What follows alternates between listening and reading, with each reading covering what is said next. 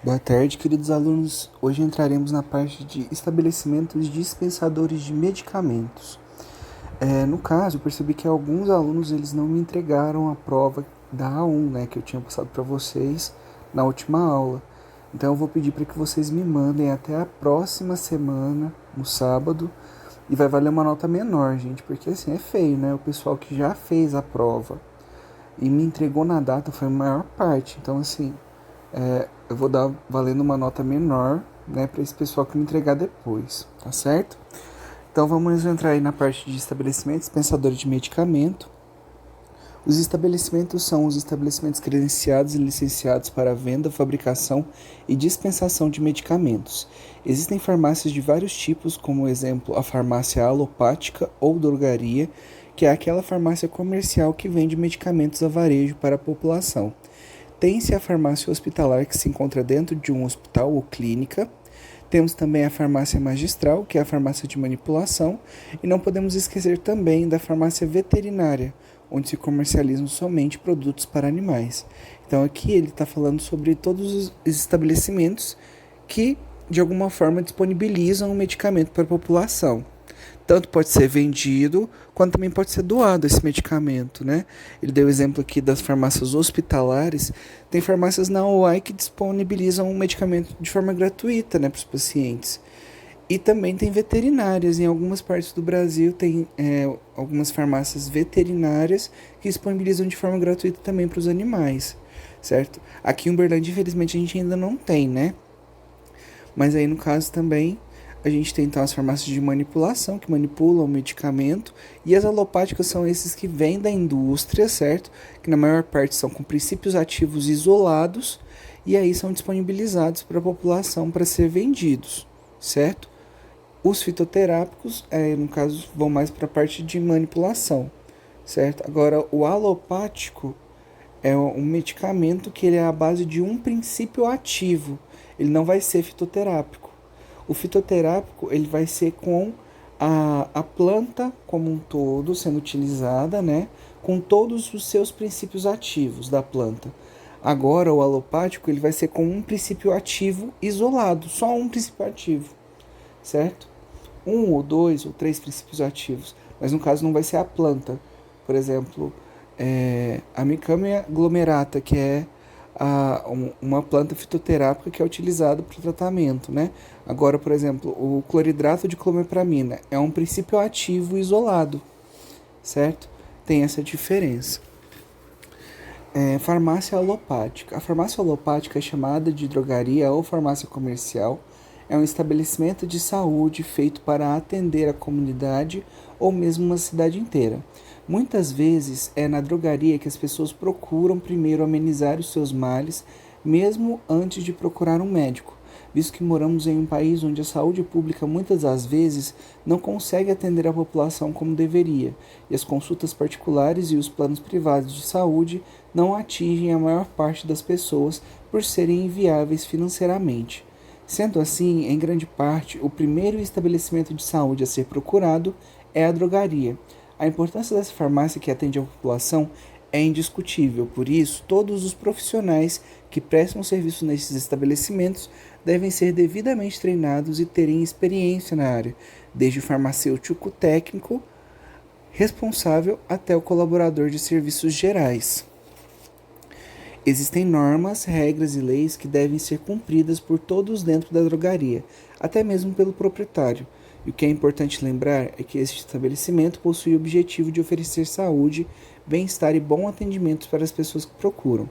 Algumas pessoas vão até a drogaria procurar apenas uma palavra de aconchego. Os mais velhos fazem muito isso, até mesmo sem perceber. É importante o atendente saber ouvir, olhar nos olhos, sorrir para essas pessoas. Talvez o medicamento que ele está comprando servirá apenas como um coadjuvante para o seu problema. Não se deve deixar de lembrar que essa drogaria é também, na maioria das vezes, um comércio, mas é um comércio de drogas. Assim como todo comércio visa lucros e para que tenha lucros deve vender o seu produto, que neste caso são medicamentos e afins. É importante que a visão de lucros, o profissionalismo e o objetivo de promover a saúde andem sempre juntos no balcão das drogarias. Em primeiro lugar, a saúde e a satisfação do cliente. Um balconista de farmácia deve saber dos seus limites, deve estar sempre atento às novas normas, leis e etc., que surgem através do Ministério da Saúde, da Superintendência de Vigilância Sanitária, da Prefeitura e etc. Mas para isso existe o profissional de saúde graduado em todas as farmácias, que é o farmacêutico. O farmacêutico, dentre várias funções dentro de uma farmácia, deve estar sempre atento às novas informações e transmiti-las para os balconistas, verificar se estão sendo cumpridas, assim como para todos os colaboradores dentro da farmácia, visto que, sendo dele a responsabilidade técnica, é ele o responsável por tudo o que acontece em relação à parte técnica dentro da farmácia, e responde por isso até mesmo judicialmente. Se o farmacêutico for proprietário, responde também pela parte administrativa e financeira do estabelecimento. Portanto, na parte técnica, o farmacêutico deve dar total suporte para os balconistas, tirando dúvidas, atendendo os clientes, verificando os medicamentos, cuidando de alguns documentos, etc. Sabia que até mesmo o lixo da farmácia é responsabilidade do farmacêutico? Por isso, muitas das vezes, ele é considerado um chato ou exigente dentro das farmácias, mas ele tem muita bagagem para ensinar e muita responsabilidade dentro da farmácia. Deve-se respeitar esse profissional que muitas vezes sai da faculdade com um diploma na mão e sem experiência prática nenhuma de comércio de medicamento, topando de frente com um balconista experiente e com bastante prática. Deve haver aí uma troca de informações e um respeito de ambas as partes. Cada um tem sua grande importância na farmácia. Um balconista de drogaria deve conhecer os medicamentos, deve saber a que grupo farmacológico pertence e a maioria deles saber a posologia, modo de usar, deve saber diferenciar o medicamento ético do similar, o genérico, o controlado e os que são manipulados e os homeopáticos. Sempre que os balconistas se depara com situações que para ele seja difícil ler uma receita, não entender a concentração do medicamento ou até mesmo a posologia proposta pelo médico, ele deve comunicar ao farmacêutico que analisará a receita e tomará as providências necessárias, ligando para o médico se for o caso. Se qualquer dúvida existir na receita médica, deve-se aguardar a sua resolução para que a receita seja aviada para que não haja qualquer risco de erro. Às vezes é preferível perder a venda a correr o risco e lembre-se da ética. Uma drogaria deve ter colaboradores suficientes de acordo com a sua demanda e horário de funcionamento. Devem ter profissionais para o atendimento ao cliente, pessoal para a limpeza do chão, banheiro, sala de injetáveis, medicamentos e etc. Deve ter alguém no caixa, se necessário entregador, e obrigatoriamente, no mínimo, um farmacêutico responsável, sem contar a pessoa que administra, que na maioria das vezes é o proprietário, auxiliando por um ou mais gerentes. A distribuição dos produtos dentro de uma farmácia obedece a certas separações para facilitar sua procura. Os medicamentos são separados de perfumaria e dos cosméticos. Os medicamentos que contêm a tarja vermelha com a descrição "venda sob prescrição médica" não devem ficar ao alcance dos clientes, estando sempre do lado interno do balcão. Os que não têm tarja nenhuma são chamados da linha OTC, que significa Over the Counter, medicamentos de venda livre, e podem ficar separados ou junto com os de tarja vermelha, dependendo da vontade de cada estabelecimento. Existem drogarias que colocam do lado de fora do balcão, mais ou menos como uma peg-peg. Alguns deles são vendidos em frações menores fora da caixa e são chamados de hospitalares ou varejinho. Ainda, os medicamentos de tarja vermelha são separados em éticos e similares, ou mesmo multinacionais e linha nacional, e também os genéricos. Os chamados éticos são dispostos nas prateleiras em ordem alfabética de A a Z. Já os similares, na maioria das drogarias, são guardados nas prateleiras de acordo com o grupo farmacológico, porque geralmente são vendidos através de indicações por serem os medicamentos bonificados. Isto é, existe uma bonificação maior para o balconista que dá preferência a esses medicamentos. Gente, eu vou explicar para vocês em relação a essa disposição. Nas farmácias que eu já trabalhei, né? Na maioria das vezes a gente segue um parâmetro de A a Z, certo? Só que aí, no caso, os medicamentos que são similares, eles são colocados em um ponto específico dessas gôndolas, certo? E aí, no caso, também são classificados de A a Z. Só que ali eles ficam na parte dos similares. A gente tem uma parte que é específica só para vitaminas, certo? E também uma parte que é específica para caso a farmácia trabalhe com medicamentos que são feitos pela própria farmácia, ela possa disponibilizar aqueles medicamentos para a população, né? Então vai ter uma gôndola específica para atendimento de produtos que é da linha própria da farmácia, certo? Aí então a gente tem essas divisões. A linha OTC ela costuma ficar na parte de fora, né? E aí os nossos clientes, pacientes, né? Eles vão poder escolher ali quais medicamentos que eles vão querer levar naquele momento. Às vezes eles não vão poder encontrar ali, a gente vai e pega para eles, certo? Então, assim, tem essas divisões sim, né? Mas só que eles seguem esse parâmetro. A linha OTC, ela não costuma ser muito... seguir esse parâmetro de A a Z. Ela é mais dividida ali entre, por exemplo, os que são de efeito analgésico, antitérmico, são efeitos antialérgico, tem uma divisão mais em relação aos efeitos do medicamento, né? Os que são de efeito gástrico, aí a gente tem essas divisões dessa forma, certo? Parei aqui na parte da preferência a esses medicamentos. Existem farmácias que separam nos medicamentos éticos alguns grupos farmacológicos ou apresentações farmacêuticas como anticoncepcionais ou pomadas. Sim, a gente tem uma parte que é só de anticoncepcionais também, né? Ou a gente põe essa parte como hormônios, porque também tem outros tipos de hormônios, a gente deixa específico lá a parte dos hormônios, né? Ou mesmo todas as apresentações farmacêuticas. Isso varia de farmácia para farmácia e cada um estoca seus medicamentos de maneira que achar melhor, sempre respeitando as normas. É interessante que os medicamentos genéricos fiquem dispostos separados dos demais, sempre do lado de dentro do balcão. Isso facilita na hora da substituição e também no momento do levantamento de estoque para uma nova compra. Então, gente, tem uma parte, uma gôndola que é específica só para medicamento genérico. Enquanto os éticos, né, que são os que são lançados, né, do medicamento, eles ficam guardados lá dentro e a gente vai buscar eles lá dentro, né? Porque assim, hoje em dia a gente sabe que os genéricos são mais em conta que os éticos. E os similares, eles podem ainda sair mais em conta também do que esses éticos e também do que os genéricos. E aí, no caso, a gente vai ter uma parte que é específica dos genéricos. A gente vai oferecer sempre o medicamento genérico para o paciente, se houver esse medicamento genérico, porque também tem os medicamentos éticos de patente, né, que ainda não tiveram a quebra da patente para ser liberado para outros ambulatórios fazerem esse medicamento. Então, assim, a gente sempre vai disponibilizar, vai deixar a amostra, mesmo que na parte de dentro do balcão, esses genéricos para o paciente, para que a gente possa vender esses genéricos para o paciente. Caso ele não queira, a gente vai lá dentro e pega os éticos para ele, certo? Mas à vista mesmo vai estar sempre os genéricos. Existe também o varejinho, que são produtos constantes da farmacopeia brasileira, como, por exemplo, pasta d'água, aguardente alemã, álcool 70, água boricada, água oxigenada 10 volumes, etc. Produtos esses dispostos separados dos outros, podendo ficar ao alcance dos clientes. Eles costumam ficar em frente aos OTCs, esses produtos que eles estão falando aqui, né?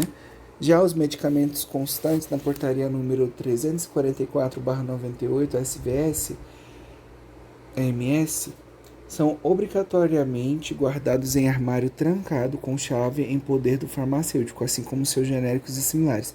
São os ditos medicamentos psicotrópicos, né? Esses medicamentos eles costumam ficar guardados porque eles podem causar dependência ao paciente e, no caso, eles são controlados, são os medicamentos controlados, né? Aí eles têm que ficar dentro do armário. Só o farmacêutico e os balconistas que são liberados pelo farmacêutico podem pegar esses medicamentos dentro do armário. Produtos hospitalares como seringas, agulhas, soros fisiológicos, esparadrapos, coletores para exames, scalpos e etc. tem seu lugar separado dentro da drogaria. Aqui no caso, gente, a gente deixa na parte da... Nós, né, que trabalhamos lá na minha drogaria, vamos falar assim. Nós deixamos lá na parte dos medicamentos que são injetáveis. Aí a gente deixa todos esses daqui, ó. O soro fisiológico até que não, mas a agulha, seringa, agora o soro fisiológico, esparadrapo, coletores para exame, os scalps, né? Esses daqui, eles ficam junto com esses outros, água 70, água boricada, água oxigenada, a gente deixa eles separados. Agora seringa, agulha, isso tudo fica lá na parte da sala de injetáveis. A perfumaria funciona como uma atração para que os clientes entrem na farmácia e também para que ele leve algo mais no momento da compra de algum medicamento. Sem contar que a perfumaria embeleza a drogaria. Tem uma parte que é dos balconistas que são responsáveis só por perfumaria, gente, dentro da farmácia, que é a nossa perfumista. A perfumista dentro da farmácia tem esse papel de cuidar da perfumaria. Há ainda algumas farmácias que reservam um lugar da prateleira para colocar aquele medicamento com vencimento próximo, que devem ser vendidos primeiramente, para que não vença na prateleira e tenha prejuízo.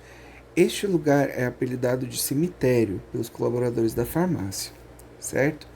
Aí no caso, gente, a gente tem as divisões dentro da farmácia, como foi passado aqui, né? Cada um vai ser responsável por uma parte. Tem gente que vai ficar com a parte de caixa balcão só específico. Vai ter gente que vai ficar com uma subgerência. Vai ter o gerente. No caso, a subgerência costuma ser dividida entre duas pessoas dentro da farmácia, até quatro, dependendo do tamanho da farmácia, né? Na minha farmácia, a gente tem 2 subgerentes e um gerente, certo? Que aí, no caso, na falta do gerente na farmácia, esses subgerentes, eles tomam a liderança da farmácia e cuidam ali do corpo, né? Do todo. Aí, no caso, a gente sempre tem uma perfumista para cada dia, porque no caso elas costumam trabalhar de 12 por 36. Aí elas vão revezando de um dia para cada um. E elas são responsáveis pela maior parte das coisas que chegam dentro da farmácia. Porque, assim, a farmácia hoje lida, assim, com medicamento, mas também liga uma grande parte de produtos que são perfumaria. E perfumaria aí, gente, entra até produtos, por exemplo, nutrafármacos, como por exemplo o whey protein, essas farinhas lácteas que tem uma base de vitaminas, complexos vitamínicos, tudo isso já entra para a parte da perfumista. A perfumista é responsável por isso dentro de uma farmácia, né? E aí no caso também os balconistas podem ser responsáveis pela parte de venda desses nutrafármacos também. Só que a perfumista ela tem um papel maior, que ela limpa, cuida, né?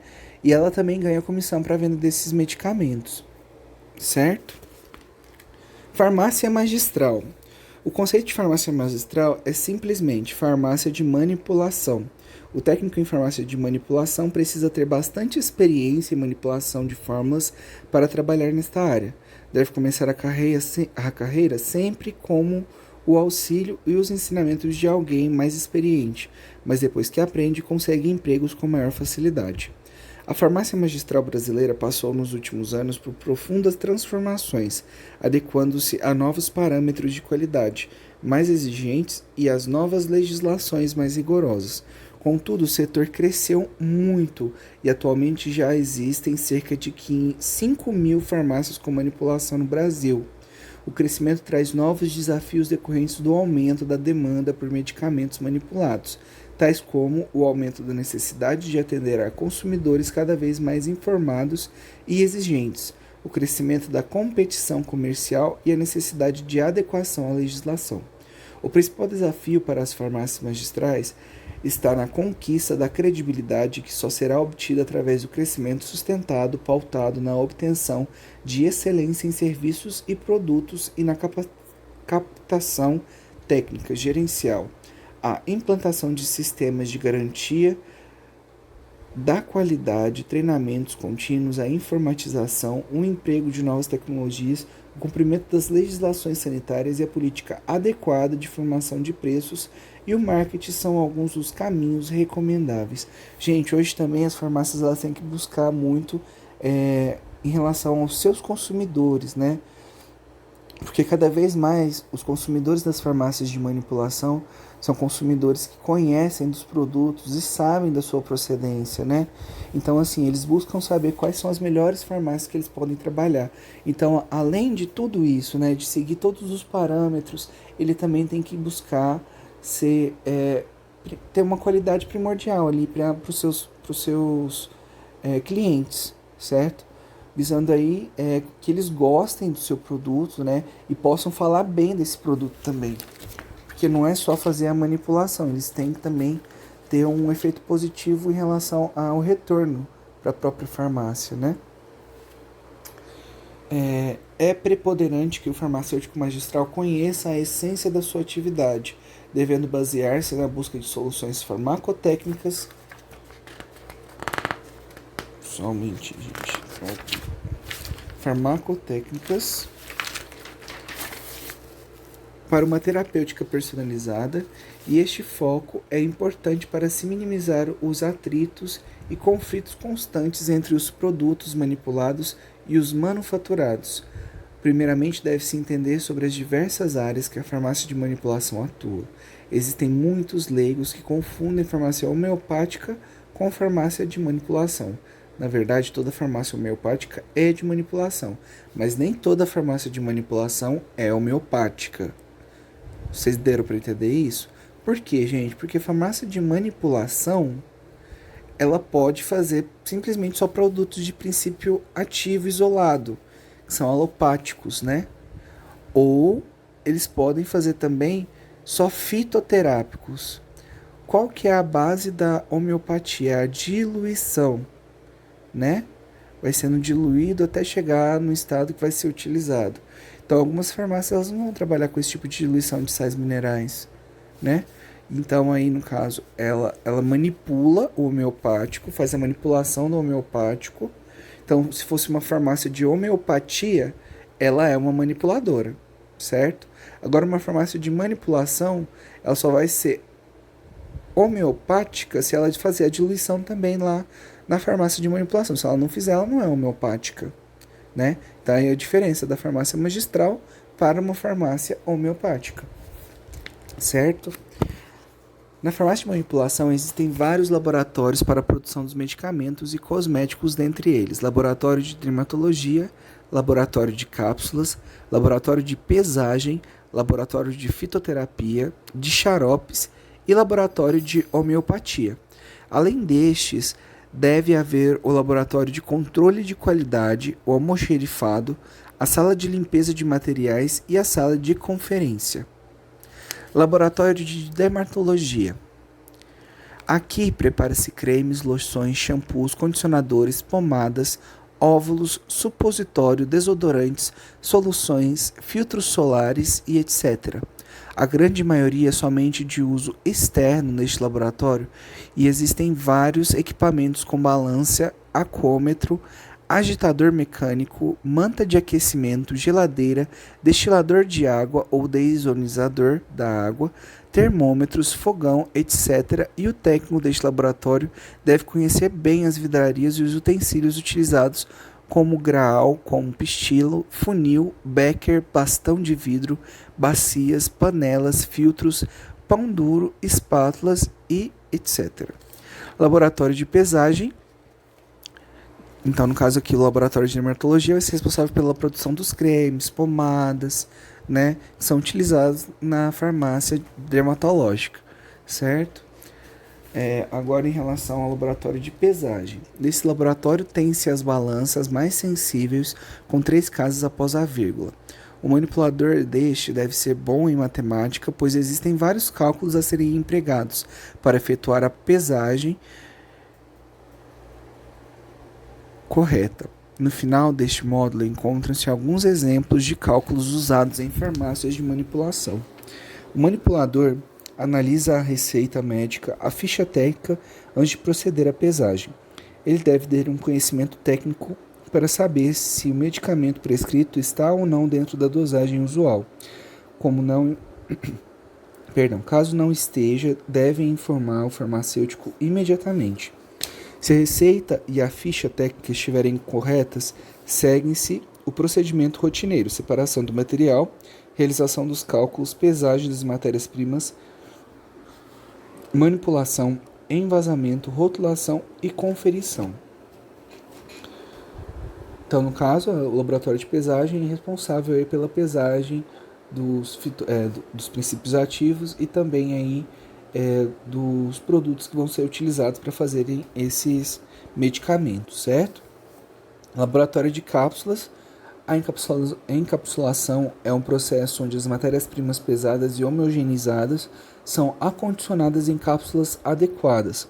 O auxiliar deste laboratório deve escolher as placas encapsuladeiras que deverá usar de acordo com o tamanho da cápsula.